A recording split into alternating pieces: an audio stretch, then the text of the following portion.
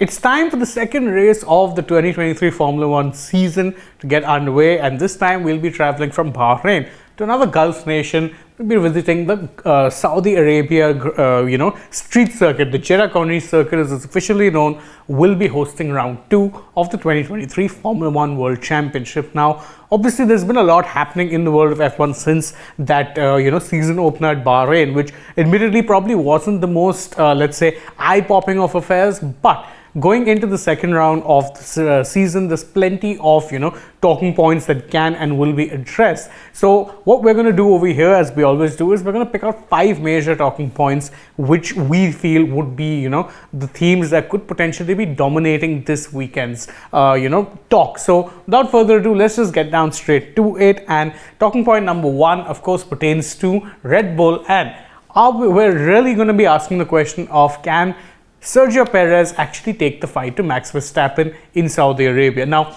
this might seem like a preposterous question, but hear me out. Verstappen has been dealing with a stomach bug throughout this particular week and will be reaching Jeddah later than it was expected of him.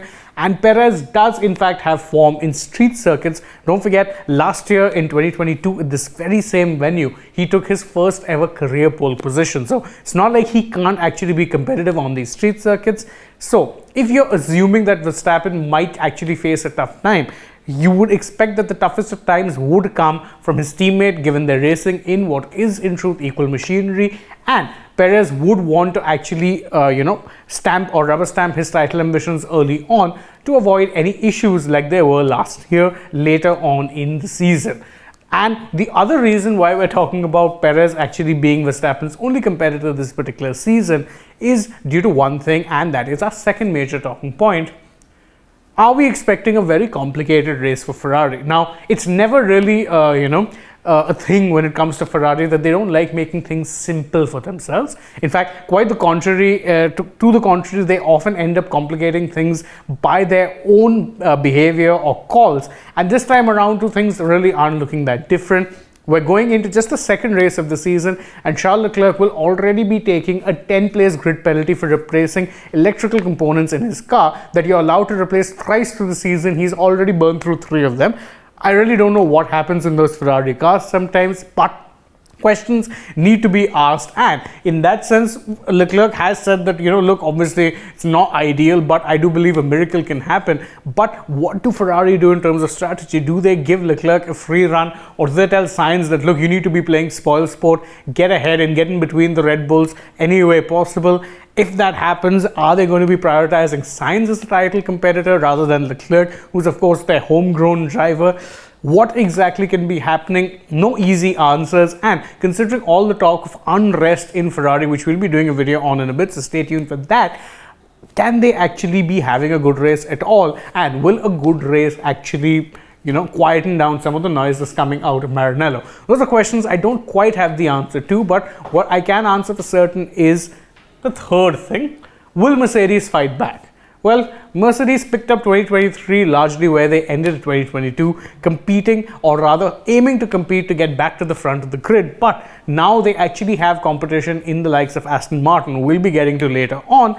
But it is also worth noting that Mercedes have been talking a big game about bringing in a steady slew of upgrades, and there are a few minute upgrades that are coming in at the Jeddah Corniche circuit. Whether or not they have any impact or a substantial enough impact that they can actually be fighting up front, that remains to be seen, but they need to be maximizing whatever they can out of their package, which, truth be told, doesn't look like a fighting package or one that will be fighting in the front just yet. Can they fight back though and actually have a better race than they did at Bahrain? The answer, at least for now, does look like it is Aston Martin, and in this man, Fernando Alonso. Now, Alonso stunned many people last season when he chose to leave Alpine, who were the 4th best team in the grid, and go to Aston Martin, who ended the season lower down in the midfield. But it does look like the AMR 2023 has made a massive jump and could be actually fighting for 3rd and 4th this time around, rather than 7th and 8th, which is around where they ended up last season.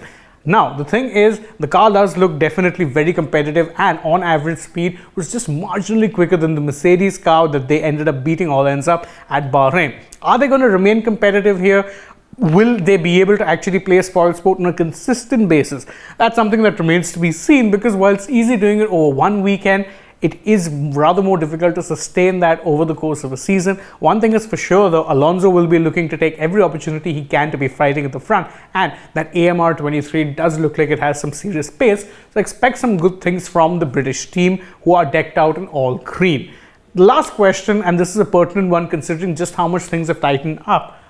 Who exactly can we expect to be shining in the midfield? Now, if you're looking at the drivers we have on screen, Yuki Tsunoda came very, very close to a points finish with that AlphaTauri. He finished 11th. Alex Albon finished 10th. You had Pierre Gasly who got a points finish despite starting the race in 20th. And you had Valtteri Bottas who looked like the pick of the midfield drivers. So early season does seem like it is going to be these four teams. That's AlphaTauri, Williams, Alpine and Alfa Romeo who will be actually contesting for the point spots going forward. Of course, things can very easily change because other teams will not be sitting quiet. They will be bringing upgrades, but right now it does look like these four are the teams who would potentially be competing for 5th and 6th. And that's not the worst place in the world to be competing, especially considering the fact that you saw Aston Martin leapfrog everyone and go forward. So these teams all also have an opportunity to make some strides. Which of them can be doing it? Well, that's something we'll only know at the end. But what's for sure is that you're not going to be seeing a single dull race, whether that be at the front of the field or in the middle or even the back of the grid.